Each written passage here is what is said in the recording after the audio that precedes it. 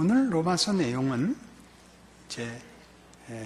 사도 바울이 왜 그토록 로마에 가려고 하는가에 해당하는 것입니다. 우리로서는 그런 걸 묻는 것 자체가 약간 의아롭죠. 너무나 당연하게 복음을 전해야 되고 목숨이 달린 문제고 운명에 관한 문제인데 빨리 가서 도와야지, 이런 생각이 들 것입니다. 그러나 우리 시작에서 그랬듯이 로마서는 그런 어떤 감동과 설득을 위한 책이 아니고 보다 큰 시각에서 하나님의 일하심을 그리고 있는 책입니다. 다른 서신서들과 달리 어떤 지금 그 서신을 받아야 되는 교회에 일어난 어떤 어려움, 갈등, 문제들을 해결하는 것이 아니라 따지고 보면 인류 전체를 관객으로 놓고 바울이 하나님이 무엇을 하셨는가, 무엇을 하시는가, 그리고 무엇을 약속하여 실제로 역사 속에서 그 일을 어떻게 추진하고 계시고 약속하신 대로 가고 있는가를 말하고 있는 책입니다. 그래서 로마에 가기를 원하는 것은 14절 오늘 본문에서 보듯이 헬라인이나 야만인이나 지혜 있는 자나 어리석은 자에게 내가 다 빚진 자입니다.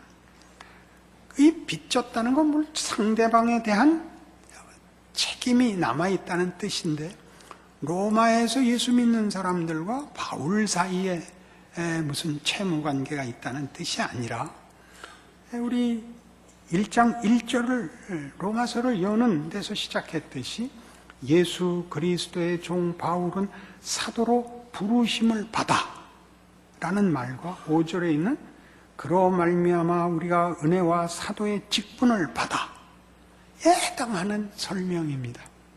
하나님이 무엇을 하셨고 나에게 무엇을 맡기셨느냐에서 로마에 가야 될 책임이 그 안에 들어 있어서 어찌하든지 내가 너희에게 가려고 한다 이거죠.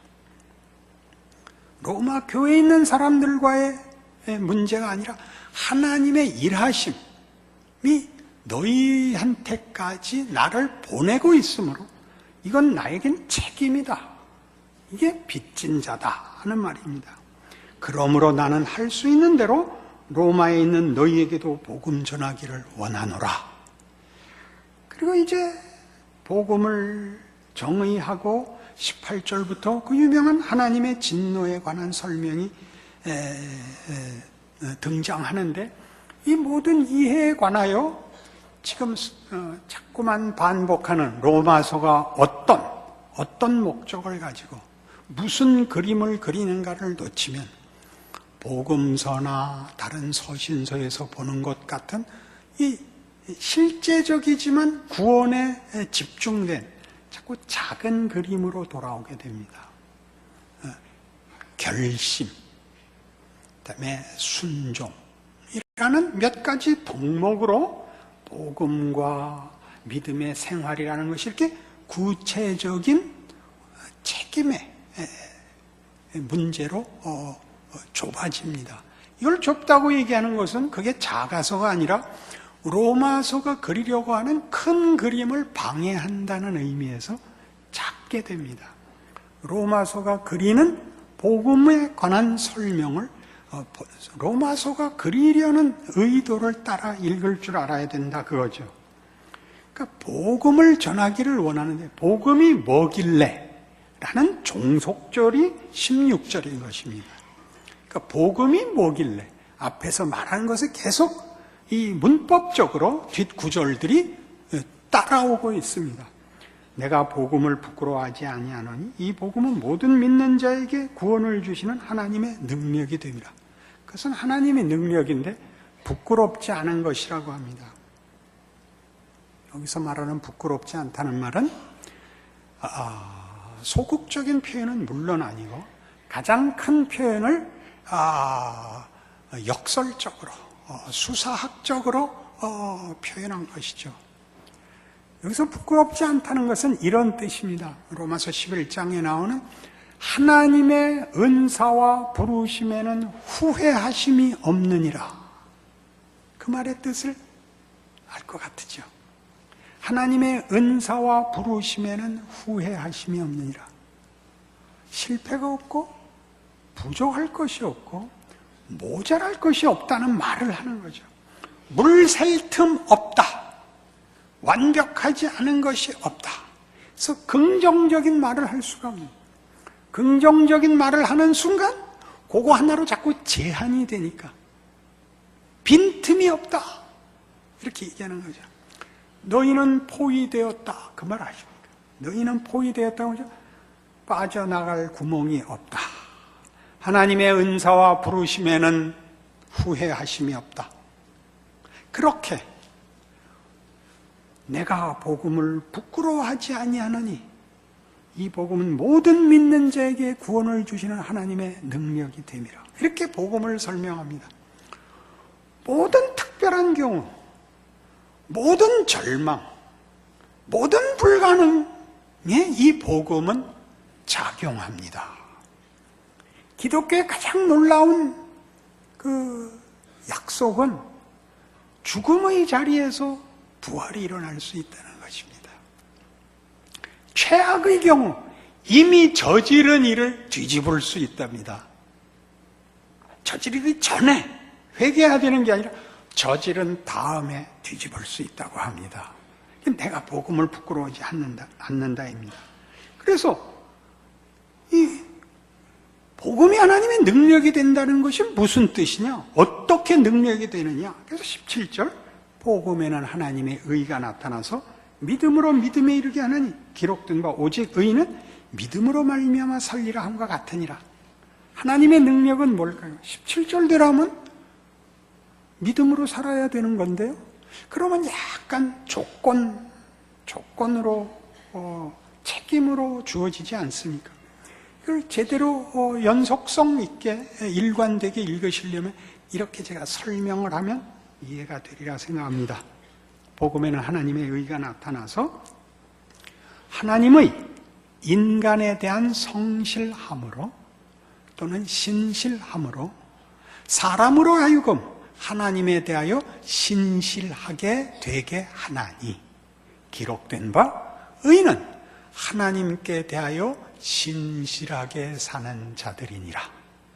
하나님의 신실하심, 우리를 신실케 만든다는 것이 왜 필요하죠? 그러니까 18절 그렇지 않으면 진노 아래 있을 수밖에 없다. 하나님의 진노가 불의로 진리를 막는 사람들의 모든 경건하지 않음과 불의에 대하여 하늘로부터 나타난다 이겁니다.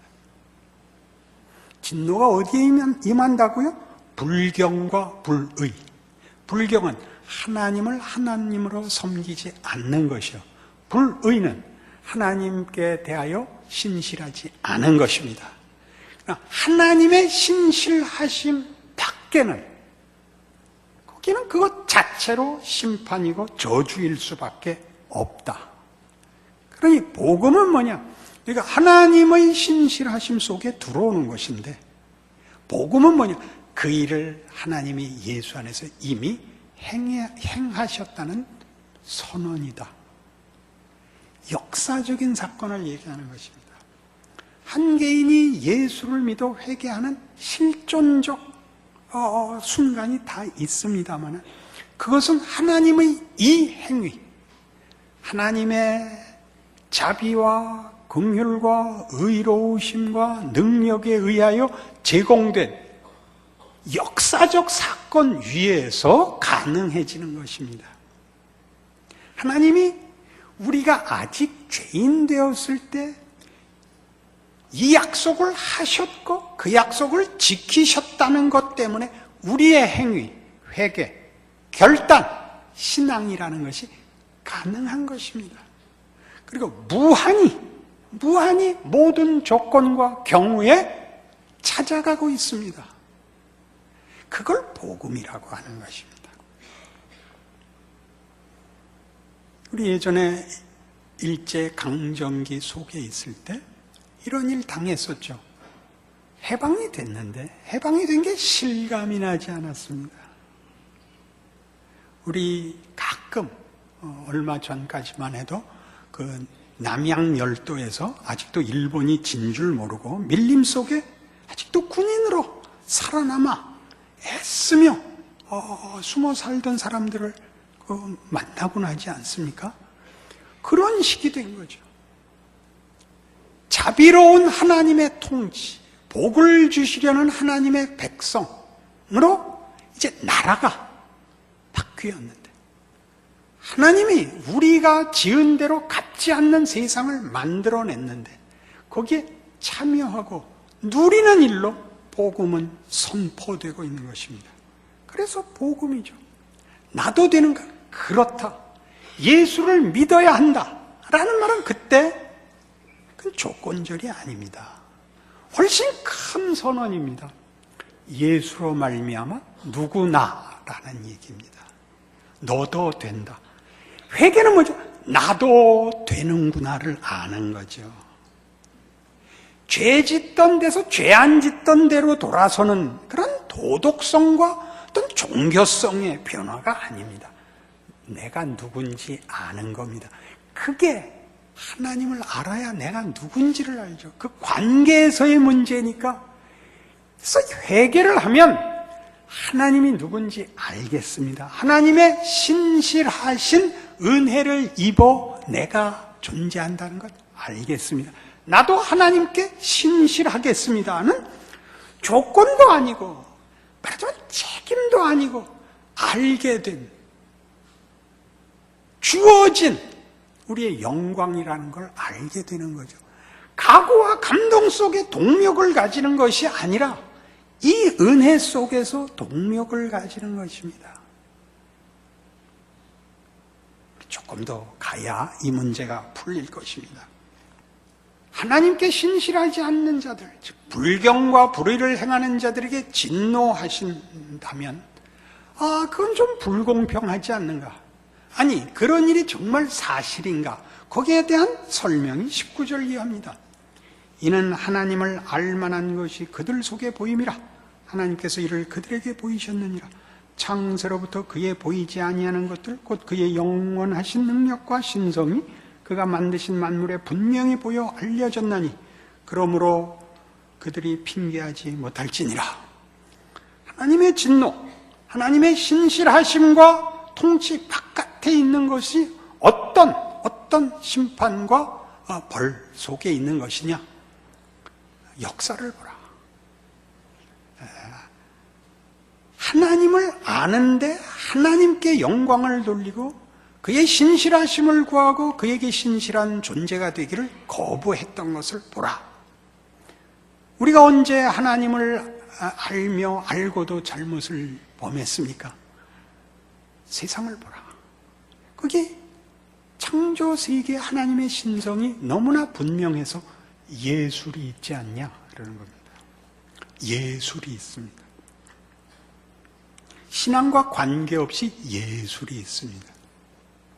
창조 세계에 보이지 않는 신성이 충만하게 나타나 있습니다. 예술이 있죠. 그리고 뭐가 있다고요? 영혼과 양심의 갈증과 자극이 있습니다. 어느 누구에게나 영혼의 갈증과 양심의 가책이 있습니다. 양심의 가책은 여러분 너무나 잘 아시니까 설명이 필요 없지만, 영혼의 갈증은 뭐죠? 인간이 스스로 만족한 사람이 없습니다. 인류 역사상 유명하다는 문학 작품들을 보십시오. 문학 작품은 위대한 작품일수록 그것은 신앙 고백과 거리가 멉니다. 모든 위대한, 인류가 유산으로 삼고 있는 모든 위대한 문학 작품은 다 이 반발, 고역, 즉 자유의 의지로 가득해서 그 자유가 죽음을 극복 못하는 문제에서 아우성치는 것들이라는 공통된 주제를 가집니다.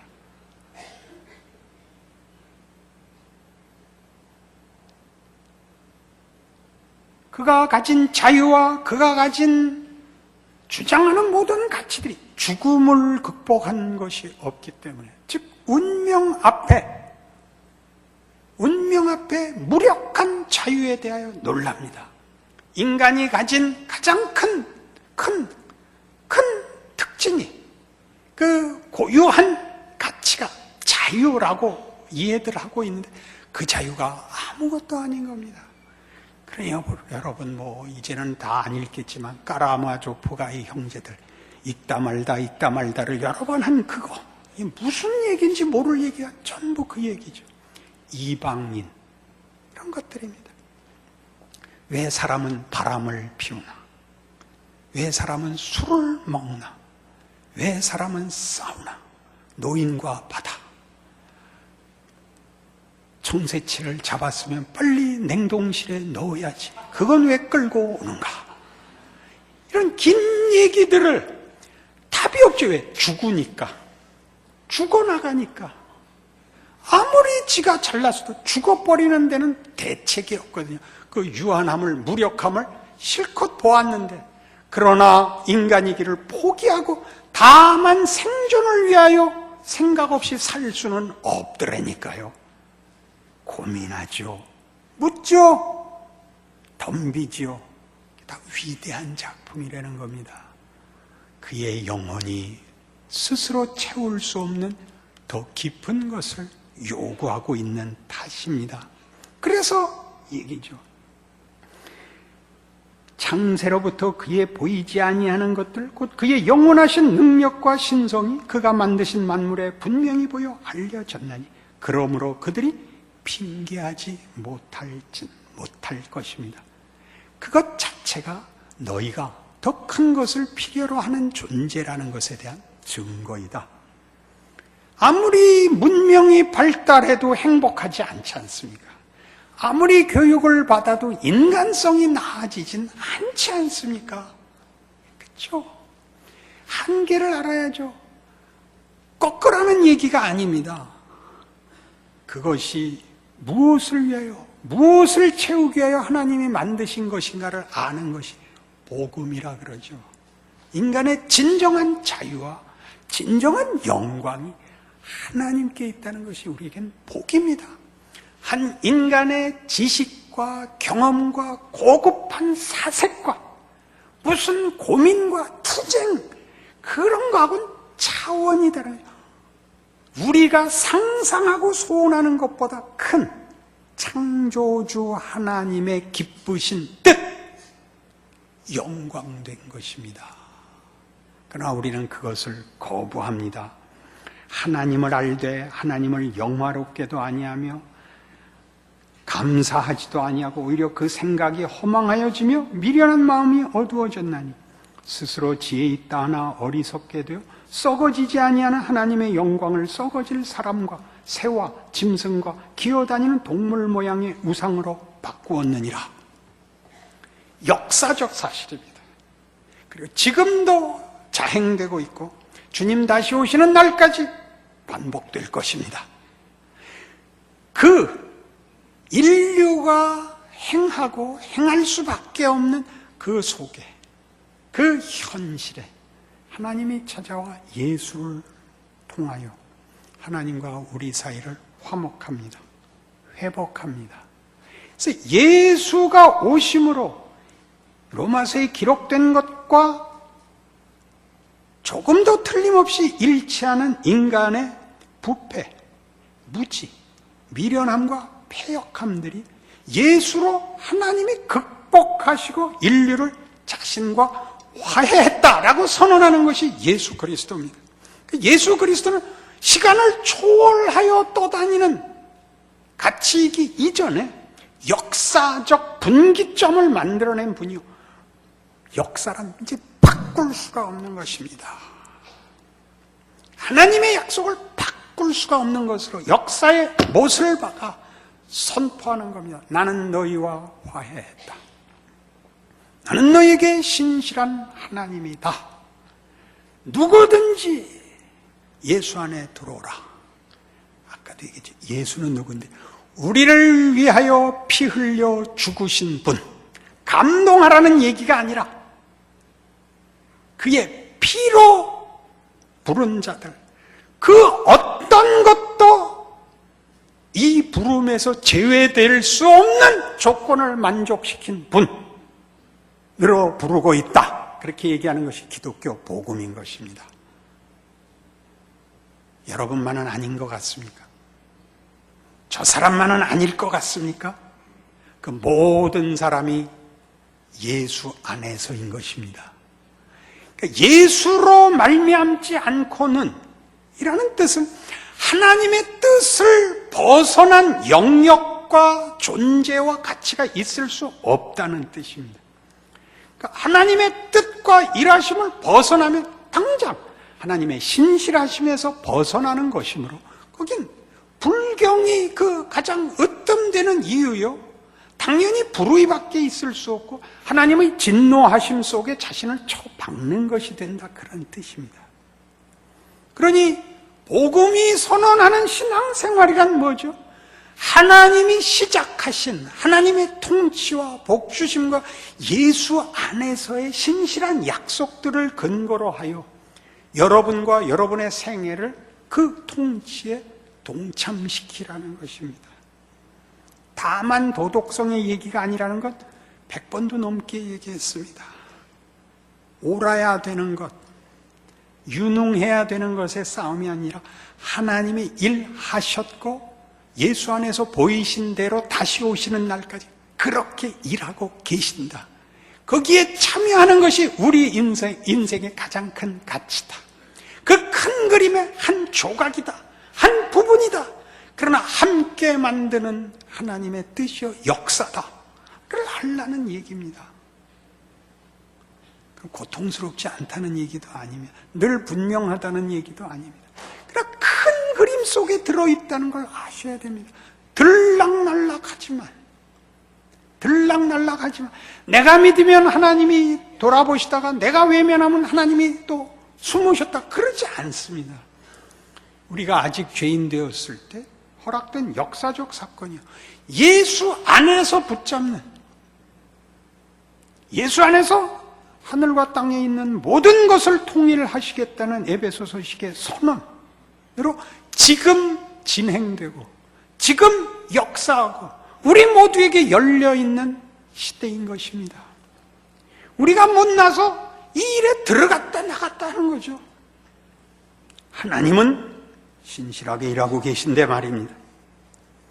인류 역사 내내 진리와 정의를 추구했습니다. 혁명도 하고 전쟁도 하고 교육도 시키고 반성도 하고 유엔도 만들고 별의별 짓을 다 했지만 언제나 하나님은 빼놓고 있습니다. 그 사실 잊지 마십시오. 하나님께 신실한 자가 되도록 하나님이 복음을 선포하셨습니다. 내가 너희를 예수 안에서 불러 내 백성 삼았으니 그게 무슨 뜻인지 알고 살아라. 네가 못났다고 내가 너희를 버리지 않을 것이며 너희들의 힘으로 유지되는 약속을 한 것이 아니라 예수 안에서 내가 한 약속이다. 못 담을 것이 없다. 라고 역사적으로 못을 박아놨죠. BC가 아니죠. 지금부터 2013년 전에 정확한 숫자는 한번 집에 가서 쉬어보십시오. 그게 로마서가 하고 싶은 이야기인 것입니다. 그래서 복음이 하고 싶은 얘기는 이거죠. 복음의 기쁜 소식은 제가 써왔으니까 있죠. 우리가 우리를 섬겨 우기고 기만하고 과장하고 절망하지 않아도 된다고 말하는 것입니다. 아시겠죠? 거기 나온 단어마다 다 가슴이 찔리죠.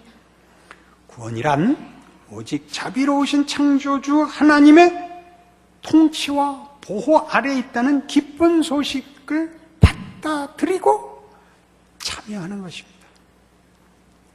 내 인생을 하나님의 일하심 속에서 이해하는 것입니다. 지지고 볶는 그것. 예수님 33년간 살았는데 그의 삶을 다 기록한 것이 복음서가 아니다. 마지막 3년 공생에만 기록했는데 그것도 다 하지 않았습니다. 나머지는 지지고 볶는 삶을 사셨습니다. 우린 그걸 간과하곤 합니다. 그래서 우리가 우리 인생을 살면서 제일 크게 놀라는 것은 자유가 뭐냐 하는 것입니다. 자유란 고집을 부리는 것이 아닙니다.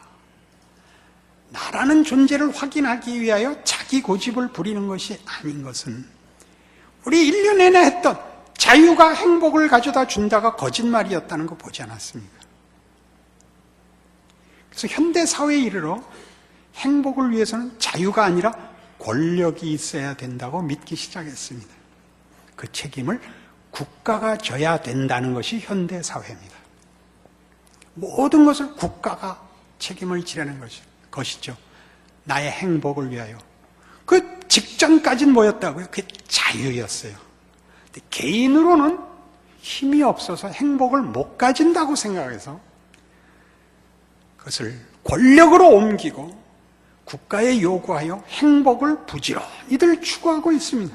그래서 어느 나라나 힘들어합니다. 답이 없습니다. 국가가 통치권을 가지는 것이 아니라 민원 해결만 해야 되니까 또 못해먹을 일이 됐습니다. 근본적인 문제는 여기 있습니다. 자유가 뭔지 모르는 것이죠. 요한복음 8장에 이렇게 성경에는 자유를 이렇게 설명합니다. 요한복음 8장 31절. 그러므로 예수께서 자기를 믿은 유대인들에게 이르시되 너희가 내 말에 거하면 참으로 내 제자가 되고 진리를 알지니 진리가 너희를 자유롭게 하리라. 진리가 자유를 준답니다. 진리가 뭐죠? 옳은 것 아닙니다. 예수 자신입니다. 내가 곧 길이고 진리고 생명입니다. 이 간혹 오해하는 거죠. 우린 진리가 어떤 원칙이라고 생각합니다. 어떤 원칙. 무인격에게 자신을 바치곤 합니다. 무인격은 융통성이 없습니다. 예수가 진리라는 것은 얼마나 놀라운 것이냐. 내가 복음을 부끄러워하지 아니하노니 하나님의 은사와 부르심에는 후회하심이 없느니라. 얼마나 놀라운 표현들인지 아십니까? 인격자만이 할 수 있는 표현이거든요. 인격은 융통성이 있습니다. 타협하고 망가지는 것 말고 혼란과 부패를 하는 무원칙이 아니라 원칙보다 더 큰 것을 만들어내는 자비, 은혜 말입니다. 불쌍히 여기다, 이해하다, 용서하고 사랑하고 축복한다. 이런 것은 원칙이 아닙니다. 그것은 개인이 가지는 의지요 성품입니다. 자유는 예수 안에만 있습니다. 어떻게 해요? 하나님의 자녀가 되어 하나님께 신실한 자가 되므로 하나님의 신실하심의 통치 아래 들어가면 비로소 우리는 하나님의 형상으로 지음을 받은 인격의 부요함을 알게 됩니다.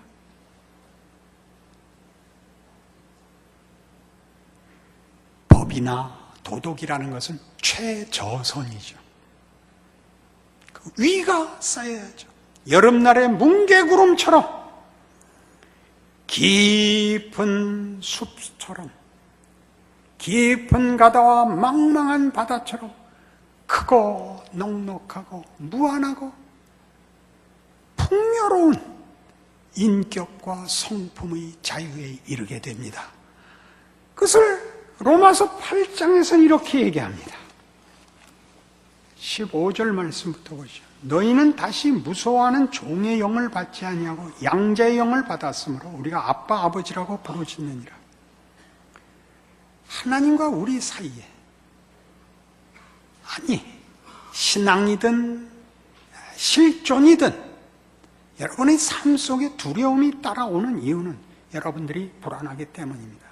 여러분들의 한계를 여러분들이 알기 때문이고 우리가 위험 아래에 있다는 걸 본능적으로 알기 때문입니다. 우상을 섬기면 우상과의 관계에도 어떤 대가를 치르지 않고는 얻을 수 없다는 걸 알기 때문에 어느 신을 섬겨도 불안합니다. 그러니까 기독교 신앙을 다른 모든 것과 구별하는 가장 중요한 표현 중에 하나가 두려움입니다. 사랑 안에는 두려움이 없고 온전한 사랑이 두려움을 내어 쫓느니라. 요한일서 4장 18절 말씀입니다. 그걸 여기서 얘기합니다.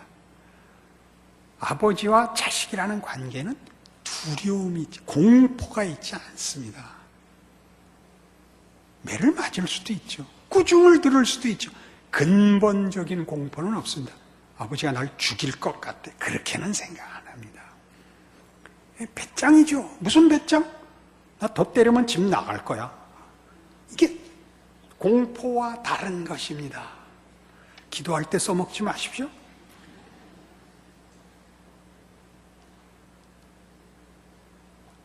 하나님 안에 있는 부요하심에 대한 기독교적 신앙의 안심이 여기 있습니다.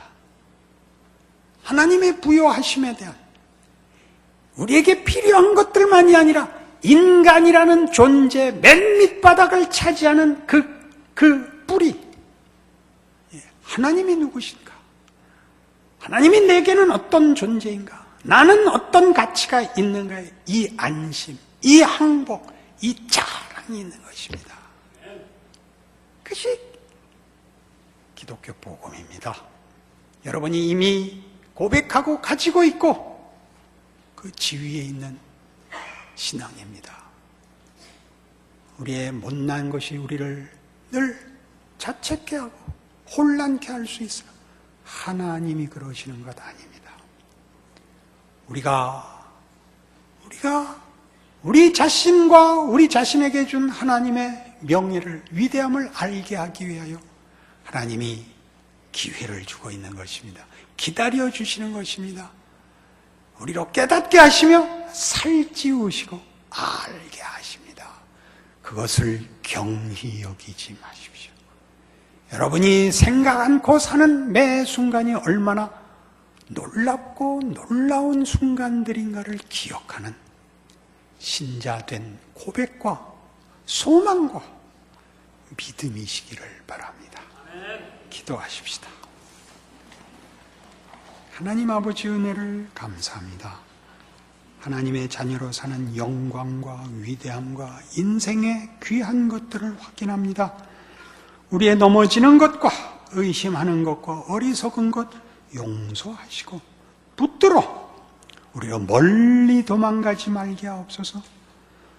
누워 외면하고 허송세월하지 않게 하옵소서.